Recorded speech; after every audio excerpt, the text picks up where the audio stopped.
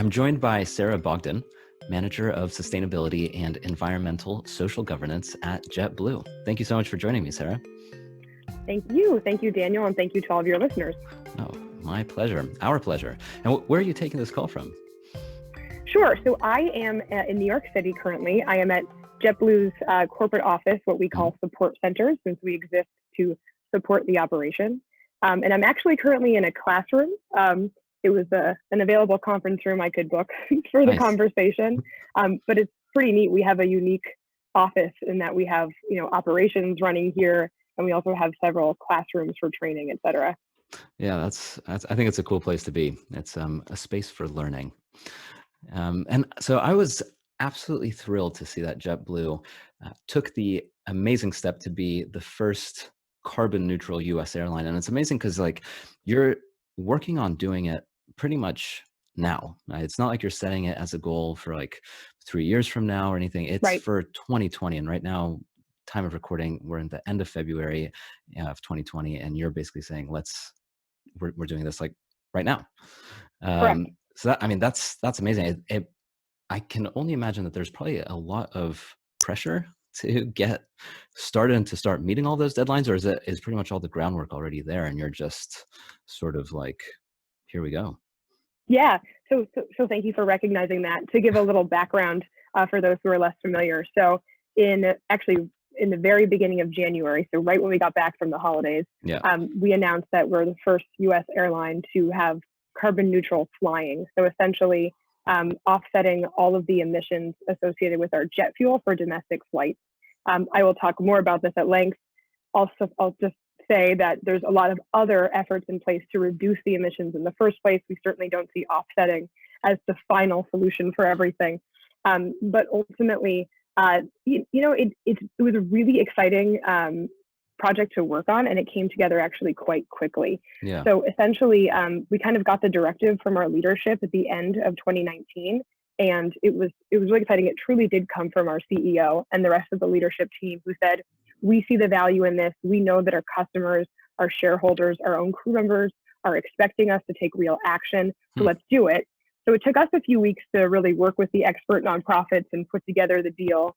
We made the announcement in January. We're actually the offsets will start in July.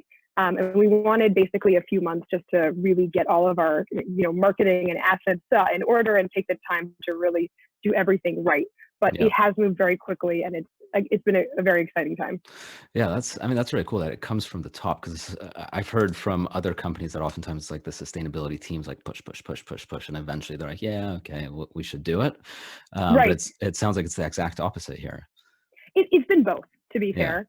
Our team has been very active, and we're fortunate to have a great partnership with our leadership team, that they come to us frequently. And I think it's been many years of us continuing to show the value in sustainability programs.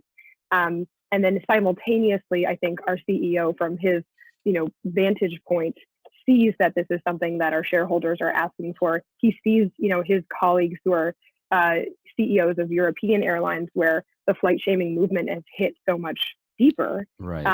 And certainly saw this is a really significant risk and something that we need to act upon to really, maintain the reputation that we have as an industry. I think it's cool. We were talking about this when we spoke a few weeks ago, just about how, I think airplanes are one of those things they're so important. They connect the world, and there's just, they provide so much good. Obviously there is a cost to it from an environmental standpoint. So I think it's important that rather than just saying, let's stop flying altogether, which I guess that's a very idealistic way of looking at it, and maybe there is some truth to it, but it's probably not very realistic. I think it's awesome that instead you're looking at ways to actually, here's how we can improve the situation, and here's how we can make it better. Yes, thank you. I completely agree, and that's exactly the way that we refer to it. I think taking a step back, we all understand the value that aviation brings to society, from connecting people all over the world to even, I came from the climate research space, where these climate experts, would fly to these global meetings and make a lot of progress. And of course, also to, building a global economy. It's so important. People want to travel. at the same time, there's this unintended consequence that is the Mhm. emissions, and nobody, including us, wants that. And so, we consider it our responsibility to take action to really address that. I'm happy to speak to our high level strategy Yeah, please. if I you're think ready for it. I'm absolutely Yeah. ready. I can't wait to jump in, actually. Okay. Good. Good. Good. So it's funny because we keep revising our strategy, and so this is hot off the press. Nice. um, but reflective of how we've been thinking of it over the last few years. So number one is reduce where we can. I mean, that's the smartest way to reduce emissions, is to avoid them in the first place. And Right. that's also been step one for many airlines. We get it, obviously, from a financial perspective. We spend $2 billion a year on fuel. If we can improve the fuel efficiency of our fleet by 1%, that's a really real amount. I'm sorry, the So 2 billion, just to clarify, jet that's fuel, for JetBlue, or yes, that's the eight. Wow. yes, yeah, $2 billion per year on yeah. jet fuel. Yeah, yeah, and I by no means think we're a small airline, but if you look at some of the spend of the bigger airlines, it's pretty shocking. It's either the first or the second biggest cost, depending on the price of fuel at the time. Kind of um, uh, goes back and forth between that and Yeah. labor, but it's a lot of money. Wow. Yeah, and just to quickly, I'm happy to come back to it, but before I lose my train of thought for the high level strategy. Yeah, yeah. So reduce where we can, number one.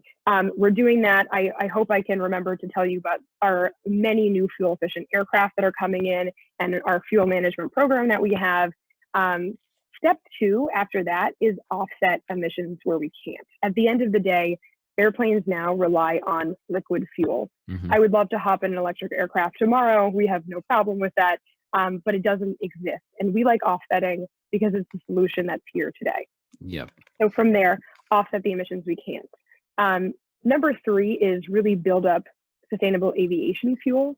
And that essentially, so we made an announcement also in tandem with our carbon neutrality announcement Mhm. that we would be flying on sustainable aviation fuel out of San Francisco International Airport this year also. It offers up to 80% reduction in emissions. So this is also a technology that's here. Yep. The problem is there's not enough supply for us to just swap over everything like that. So, because that was actually Yeah. just because that was something I was really curious to know is it could I mean, could in theory planes run on 100% renewable fuel? Um, I think we're going that direction. As of now, we do blend it out of an abundance of caution. Okay. Ultimately, when it's blended, it's then chemically identical to Jet A fuel that we're already flying on. No changes to safety or performance or modifications needed for the engine. So I think we're going that direction. But right now, the percent of the total volume that is the sustainable aviation fuel is so low that blending it ultimately ends up in the same, emissions reduction. Got it.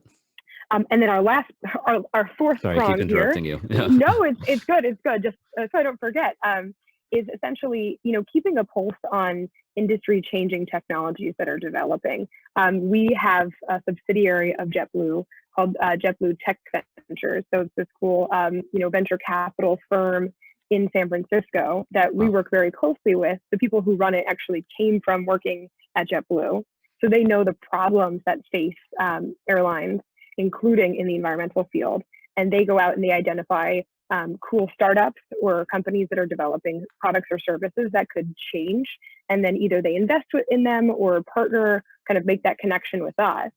And so through that, we have made investments in short range electric aircraft.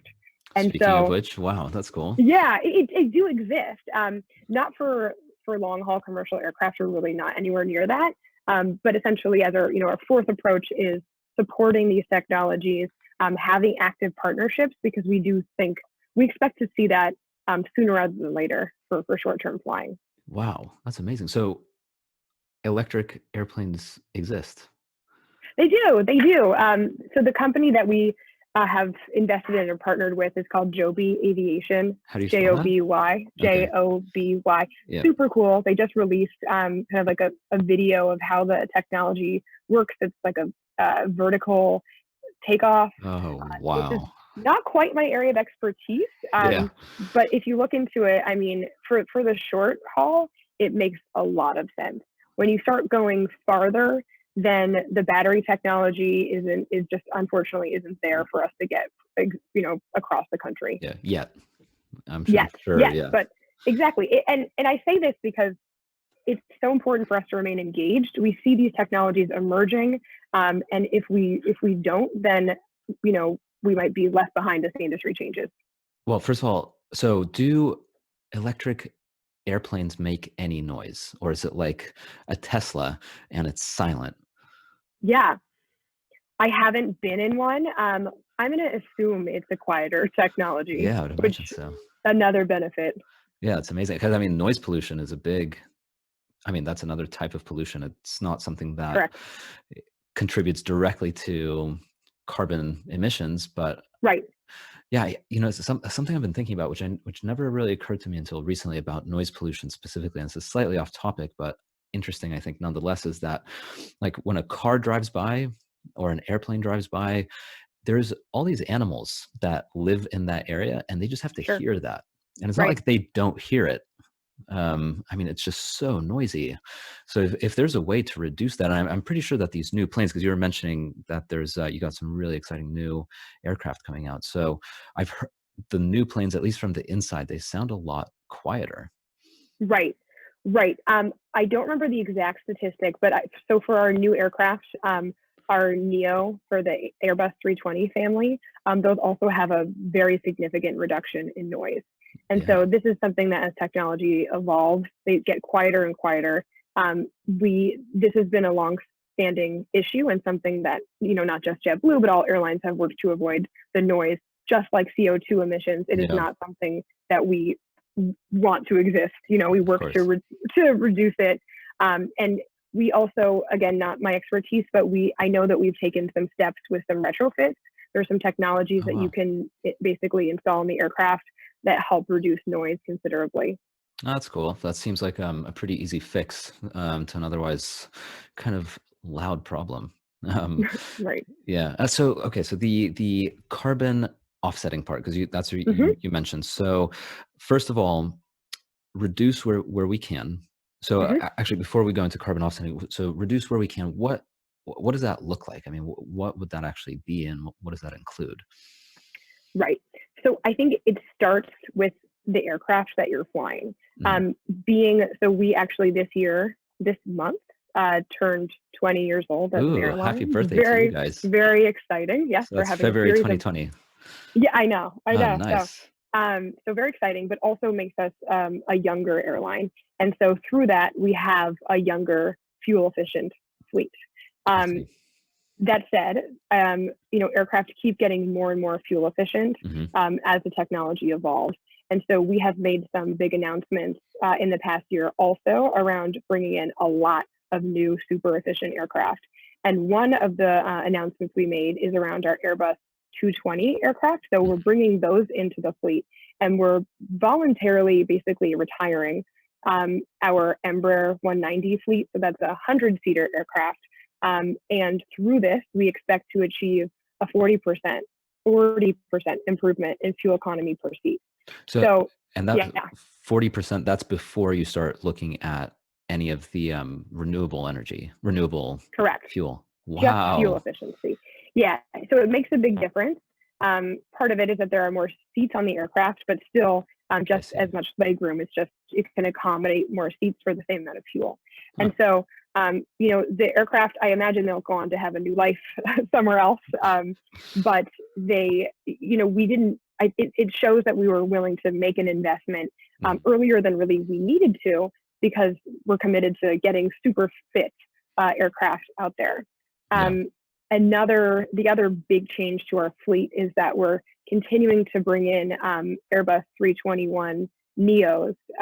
And so those bring about a 20% improvement in fuel economy through changes to the cabin technology and engine technology. Things are lighter. It's just, the technology keeps getting smarter and smarter. And so Yeah.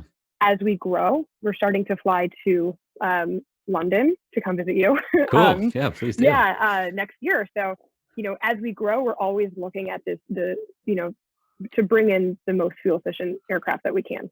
Oh, that's awesome. I was looking on your website, and there was one of the things in terms of the uh, technological advances for fuel efficiency, and maybe I got this wrong, but I thought it was like these little wing tips that when you look at the Yeah. wings, it's that little thing at the very end that kind of curves up almost. Yeah. And it was saying that there's some pretty like impressive fuel efficiency, or it saves quite a lot of fuel by adding those in. Yeah. Yeah. They're called sharklets Yeah, through sharklets, Airbus. exactly. Yeah. Yeah, and then other manufacturers call them winglets. But yeah, it's a curved extension to the wing that improves aerodynamic efficiency, and so saves several percent of fuel. So it's pretty considerable.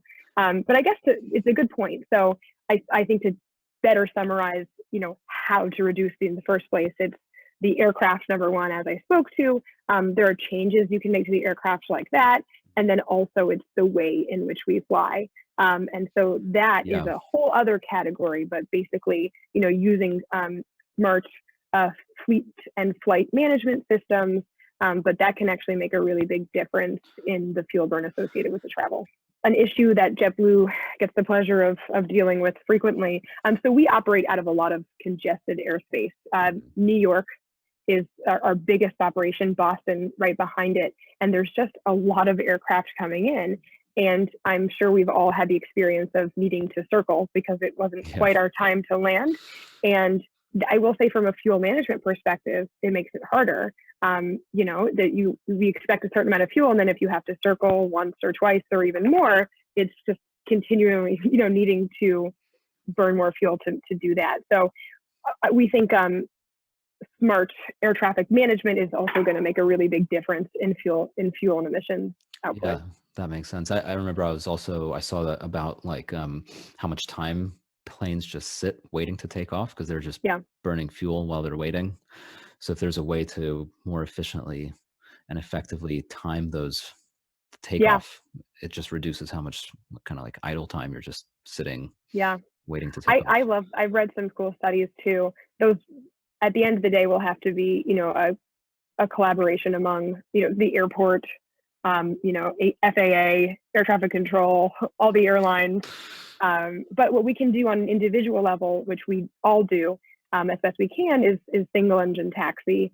So basically taxiing on the ground with just one engine on. That way you're not using fuel for both. Of course, when it's time to take off, we fire up both engines. Right. And there's some other taxiing, approaches we can take to just limit that fuel on the ground. And it's cool too, because it's like, not only is it good for the environment, but, and I think you mentioned this earlier, it ends up saving the company money too, Right. which I guess in theory you could also pass on to the customer. So, and going back to the offsetting part now. So we just talked about like there's so many different ways you can reduce, and the areas where you can't reduce, Right. You offset. And offsetting is really cool, I think, especially some of the projects that you're working on. So what first of all, what is offsetting? Yes. So short for carbon offsetting. Essentially, it is funding projects that will either remove or avoid emissions elsewhere to compensate for emissions that we're unable to avoid.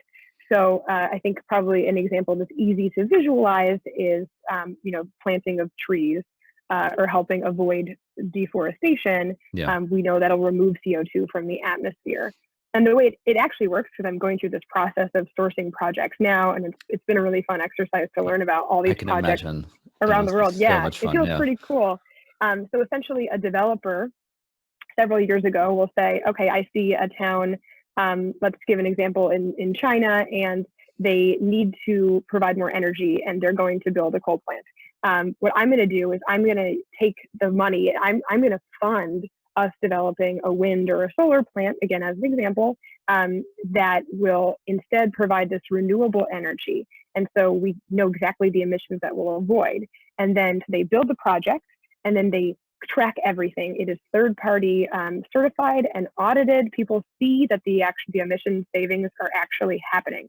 And once they do that, then they get basically a certificate for every metric ton that they have proven to avoid, and they can sell it on a carbon market. So then it's an open market. Customers like JetBlue or you or I could go on and, through partners, purchase offsets. So basically, the projects that we're supporting have already occurred. They're verified, audited, and by funding them, then the developer can take this money and then go and do future projects. So it's an interesting cycle, but it really does result in projects that otherwise would never have happened. That's really cool. It kind of sounds like venture capital almost to a certain degree, Yeah, in the sense that you're just like putting money into really great work yeah. that ends up being beneficial for the environment. So one of them is tree planting. Then solar was another one. Solar's on the list. Yeah, so we have a portfolio of projects. We worked with 3 different partners to make sure we had a variety of projects that we sourced. So forestry projects, landfill gas capture, wind, and solar are the majority of the projects, and they're in places all around the globe. That's cool. Yeah, Landfill gas capture is an interesting one. I don't think yeah, many people know much. I mean, I certainly don't know much about it. So basically, it's like landfills emit methane, yep, and you capture the methane, correct. and then what do you do with it? My understanding is it's used as an energy source. Oh, So okay. it is deemed a renewable energy source. So you're capturing it and then also converting it for useful energy. That's cool. Can you use any of that for the planes? Maybe one day. That would be Um, super circular. right, it would be a really great story. Yeah, there's other things that JetBlue is doing in terms of your sustainability, which I think is really cool. So um, you have your planes, which are flying, they're becoming more efficient, but also you have all of these ground support vehicles Yeah, that are zooming around. They're all over the place, and they make basically everything run. yeah, Um, and and and you're turning them going electric. correct. So that's a big jump, I Yeah, think. thank you.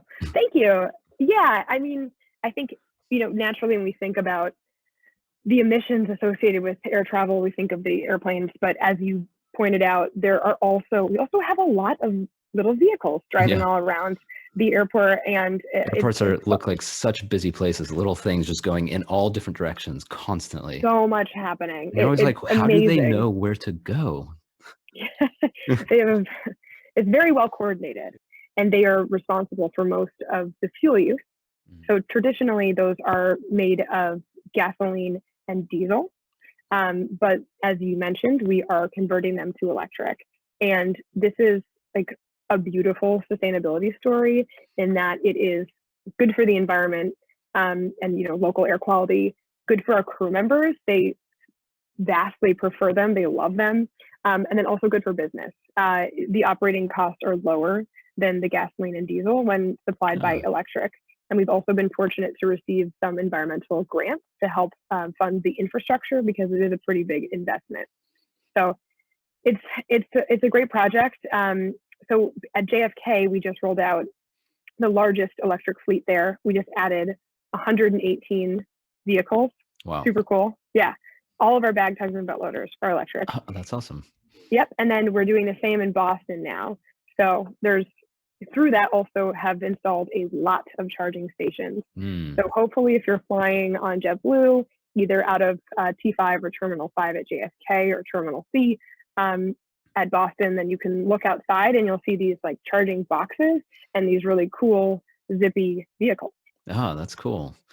That's super cool. I think that's a great way to. What I like about it is that it's a progress. It's like a Yeah. progression. You're not just like going in and just saying, okay, we need to turn everything electric. I don't. It's just such a big thing. Yeah. It's not plausible. It's just too much. So, but instead, you're just like, we'll just start with one airport at a time, and almost like one or two types of vehicles at a time. Yep. And then once we successfully do that, let's just copy it and go somewhere else. And you just Yep. kind of like do that over and over and over again, and you're constantly improving it and getting Yeah. better and better. Thank you. Thank you. That's the strategy. Unfortunately, some of our vehicles aren't some of the ground vehicles don't exist in electric. Okay. So the strategy is that let's start with the most used ones. These are the ones that are responsible for the majority of the emissions anyway. Let's Yeah. convert those.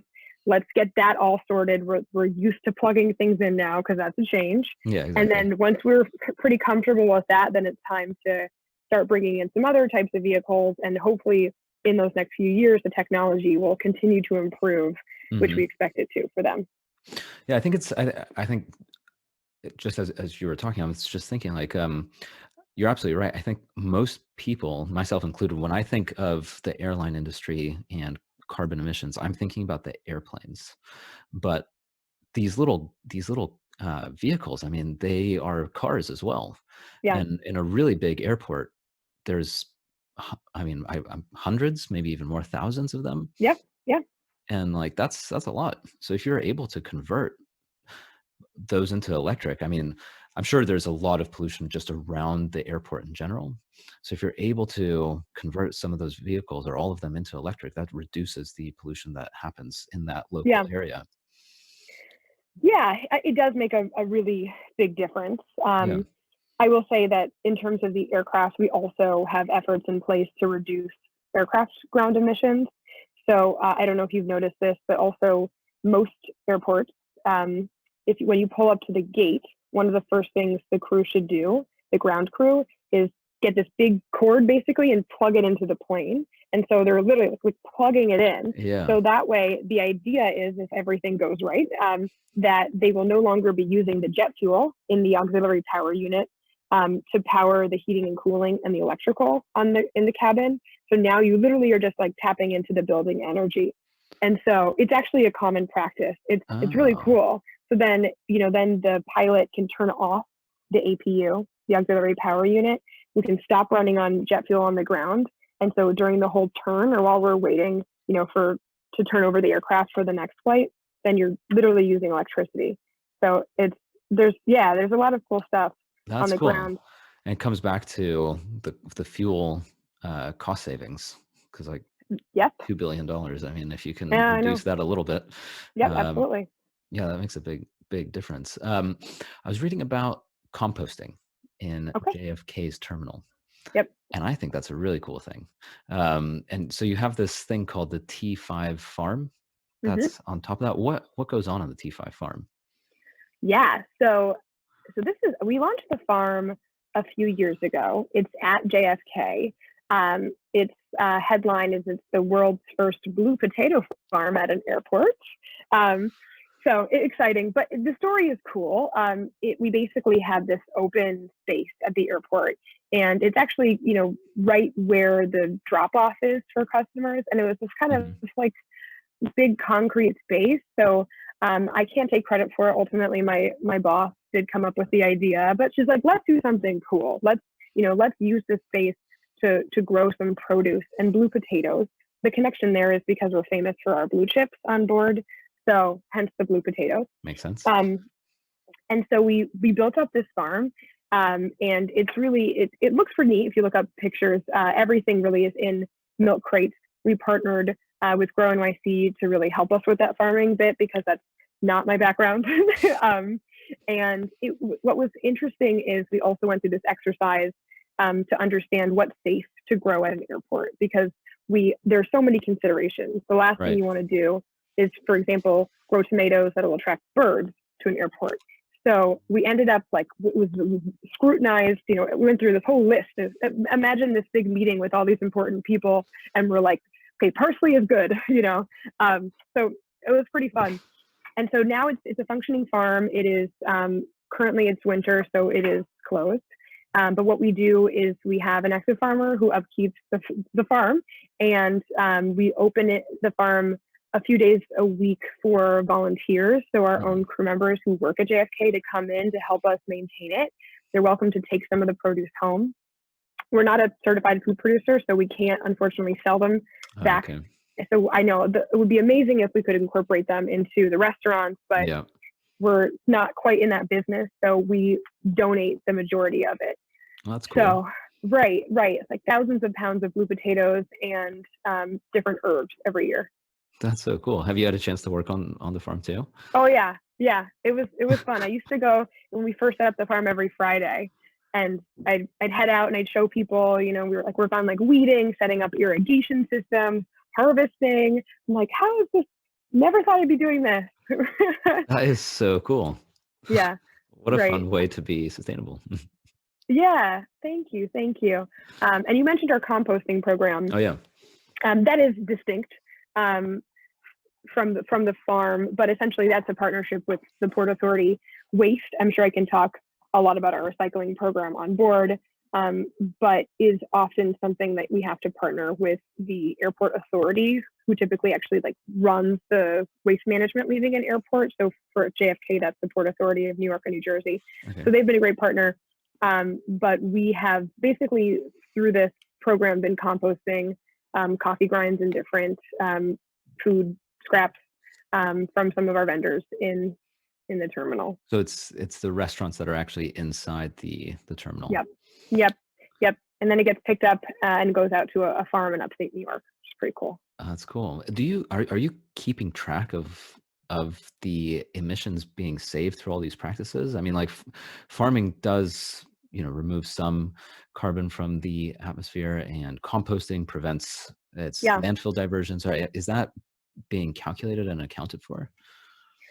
I will say when we made these announcements, I think we calculated what the annual savings we expect them to be. Yeah. But where we are now, ultimately, jet fuel is 99.5 or so % of our emissions. Got And it. we really try to stay focused on that. That's our core impact. That's where we can make the biggest difference. Yeah. And so that's typically where we focus.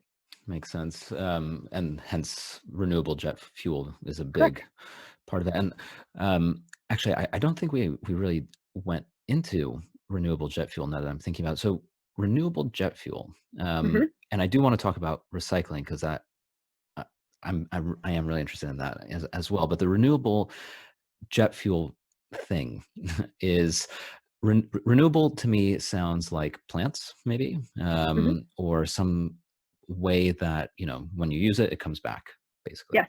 So Yes. what is renewable jet fuel? Great question. So it's exactly that. It's the feedstock is renewable. It's not a fossil fuel that's going to take millions of years, essentially, And to what is feedstock? what it's made of, Okay, so essentially. oh, I see. So that's the stuff that you're putting into the process to make the jet fuel. Precisely. Got it. Yep. So it's renewable. It's on our lifetime. We can generate more of it. Hmm. Um, so one thing that's also really important is that it is non-food competitive. So that is when we actually we've changed the name of it as an industry to now Sustainable Aviation Fuel. The sustainable part encompasses the emissions, but also its production, and that it doesn't compete with food sources. This is not corn. So essentially, we've announced that starting this year, we'll be flying on sustainable aviation fuel out of SFO. As I said, that feedstock is animal waste residue, essentially. Yep. So byproduct from the manufacturing process. So it's all stuff that is not going to compete with food sources. Not at all. I mean, Yeah, right. And some other common ones that form jet fuel are used cooking oil, algae. You'll see different feedstocks from different airlines. wow. And so the feedstock that you're focusing on is primarily this animal byproduct. Yeah, exactly. Is it more expensive, renewable jet fuel, or is it almost comparable in price to just the uh, standard? You called it Jet A fuel, I think. Yeah, traditional jet fuel. Mhm. It does depend on every airline's, who their partner is, their contract. Of course, can't speak to all of them. Um, I would say right now it does come at an additional cost. However, we see this as smart business by partnering early, since there are very few suppliers. Then we learn how to use this fuel. We establish a relationship with the partner, and then in the future, when we want to ramp this up, we will be at an advantage. Mhm. We do think that the more airlines, invest and partner with these companies, then, as you said, the supply will continue to Yeah. increase, and then eventually it'll level out in pricing. Yeah, that's cool. I mean, it just makes sense. It's pretty Yeah. early days for it, I would imagine. Like, um, sounds like you're still blending and there's still things to learn. And if you're competing with other different industries, I mean, like trucking, um, yeah, it seems like there's still time for it to settle and grow quite Yeah, substantially. you're right, definitely. But I'll also say that it has been around for many years. Hmm. It is still, I would say, special that JetBlue made this announcement. Yeah, Most U.S. airlines don't regularly fly on biofuel or sustainable aviation fuel. That said, there are a lot of airlines worldwide that have done demonstration flights with different feedstocks that basically, they do a few flights to prove that it works, to learn how it works. So the technology is here. It's yeah. been here for a while. You'll read some places that, sustainable aviation fuel isn't ready. That's not the case. And we airlines really like it. It's just a matter of supply. Well, that's cool. I mean, it's amazing that you're basically taking a stand and saying we're committing to it and we Yeah. will do it. And I mean, you're really leading the way. Um, I think I saw something about Delta recently saying that they want to Hmm. do something like that too, but it's like, it feels very much like, well, since JetBlue did it now, we kind of have to. And it's like JetBlue is like paving the way. We are the sustainable airline and we will, shaking the screen here, Yeah. we will show how it's done. We're showing that it's possible. Thank you. I appreciate that perspective. We were first with the neutrality announcement, but ultimately this is great for the industry. This Yeah. is exactly what we were hoping for, and we hope that all airlines will show the same commitments that Delta and we have. Yeah, I think that's cool. Going to recycling, because one thing, and I admit I do fly because I live in London. I'm from California, and I miss my parents and my family, so I do Yeah, go good. back. Um, and one thing I noticed on flights is lots of things that can be recycled. Like I get my can of stuff, whatever drink I have, I get plastic bottles sometime, I get plastic cups. When I get served food, there's plastic cutlery, and there's just a lot of plastic. So what happens? Uh, well, let's talk specifically with JetBlue. I mean, what do you do with all those things that are being used once they're done? Great question. It is also a big and challenging part of my job. We at JetBlue are unique. One of our big, brand offerings, something that we're known for, is that we give our customers like a full soda can. And even on the super short flights, That's people nice. always notice, like, yeah, thank you, like, yeah, right. They're like, oh, that's lovely. Like now I have enough to consume throughout my flight. Yeah, And it shows that we're aware customers might want, more than 3 sips of soda, over the next few hours. So 80% ice, 20% soda. right, right. But of course, through that, people know that the soda can is a recyclable item.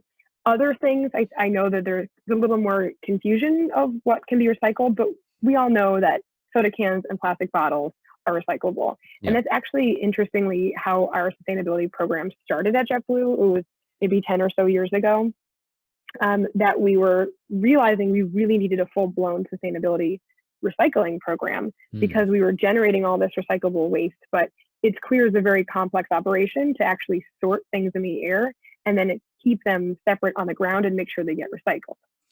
So yeah, yes, I'll break down the process. So basically, here's how the procedure is set up. yeah. In the air, we collect our bottles and cans and our plastic cups separately. They're in a different colored bag, Hmm. and then we have our trash that goes in a different colored bag. Now, ideally, there's waste carts on a plane, Hmm. and we have carts that have little recycling logos. There's supposed to be 1 or 2 carts per aircraft, where then after they're collected, they're put in that recycling cart. So this is now a cart that is just recyclable, different colored bags. Then the aircraft lands, it pulls up to the gate. Then we have folks who are removing the waste from the aircraft, and Hmm. they are trained to see, I pulled this bag out. It is bottles and cans, versus this is all trash over here. So they're supposed to keep them separate. And then every domestic airport that we fly to has a recycling container and a trash container. So when all is done right, then the sorted recyclables will end up in that container. And then you can see there's a lot of steps in the chain. Yeah. Then there's a business partner who is our waste hauler will come on site. They will empty it all. And then it goes through the normal procedure of, it gets brought to a sorting facility and then hopefully ultimately sold for, to a partner in the recycling space. But so as you can see, it's a complicated operation. Yeah, absolutely. And one that is impossible to do perfectly every time. For us, it is our policy to recycle the bottles and cans on all domestic flights. International, we are simply not allowed to. There are international waste laws. Huh. Yeah. Wow. Okay. I had no idea about international waste law. So you're not allowed to, meaning like you just have to throw everything away, and when you get to the other side, you just have to dump it? Yeah, well, for flights arriving into the U.S., it's regulated waste, essentially. It's a health concern, and so all the waste for those flights are specially treated. Oh, I see. So unfortunately, I'm unable to take those items and recycle them. For flights landing in other countries, it is up to that country's laws. I get you. So we're going through that process now for London. We might have some opportunity to recycle, but it has to be very carefully done. With health and safety being top of mind, getting special approvals. So yes. The idea of hundreds of flights and trash going from one side of the country to another side, and making sure that all the bags are in the correct spot, going to the correct place. You have like so many different people along this chain, right? And to ensure that it goes smoothly no matter where you land. Yep. That sounds like a logistical headache. Yep. We unfortunately don't have a huge team, and we have about 60 to 70 domestic airports. So each one has a different setup. Each one has a container over here, or over there, or a different business partner, a different process. So it can be, it's certainly a lot of work, I'll say, but I will say it's been a well-functioning program for several years. But when you see an airline that does have a successful recycling program, I would say it's impressive, and they deserve credit for investing in that as a resource. Yeah, I mean, it sounds like the amount of time and energy that's required in order to actually make it happen is substantial, to say the least. Because what you've described right now is not easy or simple to put together. There's so many different moving parts, literally, that have to be accounted for. Yeah. But it's worth it. It really is. Like, I think we're not in the business of transporting waste. That's not our goal, to fly trash from New York to LA and then dump it there. And it's something that also our crew members really are passionate about. Yeah. Like, it's something you feel and touch, and you don't feel like a responsible company if you're just throwing it all in the trash. Yeah, I think it makes sense. There's going to something totally different, which I thought was really cool, was about the you have this eco earnings, which is like a sure thing, which talks about how the cleaner that Caribbean beaches are, and like the environment in the Caribbean specifically, that's where the study was taking place, that the more that people want to pay for flights there. And so it's basically like in JetBlue's best interest to make sure that the environment where you're flying to is kept clean and pristine, and trash is being picked up. I think it makes a lot of sense. I'm not sure if that's something that is kind of thought about oftentimes. It's like that it is important to keep the place clean because it's good for business. Of course. And you hear that a lot, right? Being a sustainable company is, it's good for business. Yeah. But ultimately, it can be, if you're a company and you keep hearing about impacts from climate change and flooding, it can feel like, of course, that's a problem, but it feels disconnected from my business. Totally. And so the way we have been successful is by linking these environmental risks to our own operations. And so that's where this eco earnings whole concept comes into play, where a third of the places we fly are to these beautiful beachside places in the Caribbean and Latin America. Hmm. And if the beaches degrade and the corals bleach and the habitat all disappears, people are going to stop traveling there. Yeah. And of course, number one is that's terrible for the state of for the community and the habitat and the wildlife. But number two, as a business, that of course that impacts us. Yeah. And so it's about internalizing that risk and translating it into a financial cost to us that helps us really understand why this really matters for us to be super involved. I think it's really important, and you're absolutely right. I mean, like, it is important for the habitat, and it is important for the for the people there, and for the animals and the wildlife, and all of that side. I think it's really important to remember that it means that the business does care, because I think it's easy Yeah, to just say, I think it's easy to vilify the business and say, oh, this company doesn't care at all because they are just going there and like dumping yeah, trash and stuff. But it's not true, because yeah, it really does right, like directly affect your bottom line. And yeah, it's important to make sure that the ecological health of an area is maintained and actually is getting better, because people, you want to, I would imagine, if I were an airline, I'd want people to go back to those places too. And if I were to go back of somewhere, course, I'd want it to see, I'd want it to be better than it was than the last time I was there, especially if I'm going to be like, oh, you yeah, have to bring my friends or family, you have to come check this place out. um right. so yeah, I mean, I think it's really important for the business to care a lot. So I agree. anyway, Yes, that's my little of course. that's my little rant there. I'm conscious of time here, so first of all, thank you so much for spending some time with me. One question I just love to ask as an inspiration to me and anyone listening: what do you do? Like, what does Yeah. Sarah do on a personal level to be environmentally friendly? Oh, great question. Well, I help orchestrate one of the most sustainable companies. That's very No, true. no, I'm kidding. So I guess the insight I have is I I want people to never underestimate the power of being vocal of the brands like that you support every single day. Hmm. I have seen from the inside, like we talked about our big carbon neutrality announcement and our sustainable aviation fuel announcement and all the stuff we're doing. This honestly came from a continued request and demand from our customers, from our crew members, investors, the media. Like this just kept coming up, and so that's us responding in a smart way. And so I think that if somebody were to like literally like open up your like credit card statement and like see where you're spending your money and like what are they doing, like what are the brands doing, what's their impact, are they transparent about it, um, are they acting accordingly? And if they're not, like, okay, what are some other alternative companies that are out there?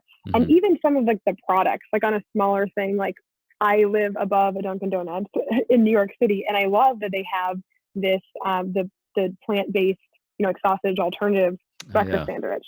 So like I'm gonna buy that because I want you guys to know that people care and people like that. show the support. Yeah. Um, Right. Like I also Levi's has they've focused a lot in sustainability around like water consumption because that's Hmm. their biggest impact. They have these cool jeans, like the waterless jeans.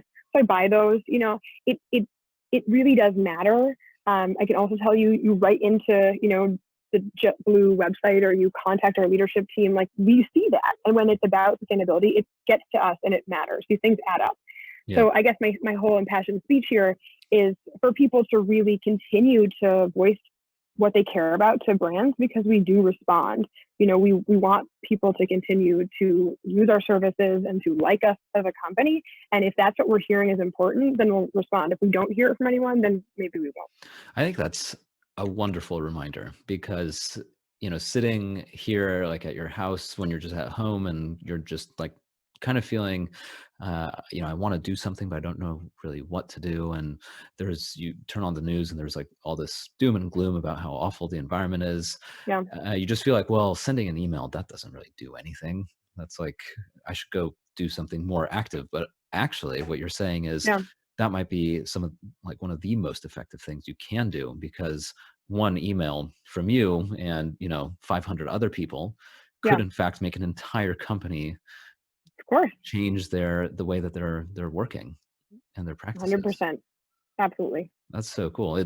I think it really is important for individuals to remember that they actually like I as one person, I have quite a lot of power, especially Yeah, as a consumer, yeah. because I have money, and that's why companies are in business, is to provide a service to earn money, and so my opinions matter. Yeah. So that's Yeah, that's I mean, to selfishly bring it back to JetBlue, this felt like a natural move for us. yeah, We were founded with this mission to inspire humanity and basically to anticipate. I'm sorry, to anticipate our customers' needs and to provide that to them. And so through that, we're kind of famous for all of the seats have the TVs in front of them. We have the most leg room, and this is what customers want. And the same thing as we were hearing, okay, our customers expect us to be really cool environmental stewards, and yeah. so they want to make sure that they're being responsible with their own impact when they're traveling on us. And so we're like, fantastic, this is a perfect extension of that philosophy. Let's provide what our customers want. That's perfect. I mean, yeah, I think that's a really great way to summarize it. Well, cool, Sarah. Thank you so much for your time. This was really awesome to talk to you. Where can we learn more about JetBlue and the work that you're doing for the people who are interested in getting updates about awesome new Of sustainability course. projects you're working on? What are all the resources? Great. So we have jetblue.com/sustainability is Mhm. our program page. You can read all about the different reports we've released, other programs we didn't have a chance to cover. I also say if you go to the JetBlue press releases section, the most recent our press release about our carbon neutrality announcement has a lot of information about the projects and the partners that we're working with. So Cool. I think it's a fascinating read. And we also have on our website our reports. So we issue an annual report, which really shows like basically our performance from an environmental perspective, Mhm. key metrics and data that show how we're improving every year. So I think those are the main avenues you can learn more. Yeah, I think that's cool. I was actually, as I was doing the research for our call, I was looking at some of the at some of those reports, and sometimes they're really difficult to read. The ones on JetBlue's website I actually found to be much easier to digest. Like you can Oh, kind of thank you. skim through it and actually pick up a lot, and it's very Good. easy. It's our So brilliant branding team. yeah, so I do recommend reading it for anyone who's interested. But yeah, on Yeah. that note, yeah, I'll say also for anyone who has any brilliant ideas or burning questions for me or my team, sustainability@jetblue.com is an inbox that I access. that's so cool. Yeah, and goes back to the empowering the individual. So just a simple email can make a Yeah, of big course. difference. Yeah. Well, Awesome, thank Sarah. you, Daniel. Yeah, Thank you thank so you. much. It's great speaking with you. Thank you to everyone for your time and for your interest in Fly JetBlue. Thank you very much. Take care. Thank you very much for listening to this episode. Hope you enjoyed it. If you want to learn more about JetBlue's sustainable initiatives, you can check it out at jetblue.com/sustainability. And they're all over social media, Facebook, Twitter, Instagram. It's just at JetBlue, and you can check out all of their latest updates there. If you enjoyed the episode, give us a 5-star rating and share it with your friends. Let people know about the great work that is happening in the airline space to reduce our carbon impact and the environmental impact. Also, tag us at sustainabilitymatters.today, and please subscribe to the podcast. You can subscribe on any podcast listening platform of your choice. And if you're watching this on YouTube, please subscribe down below. Thank you so much, and talk to you soon.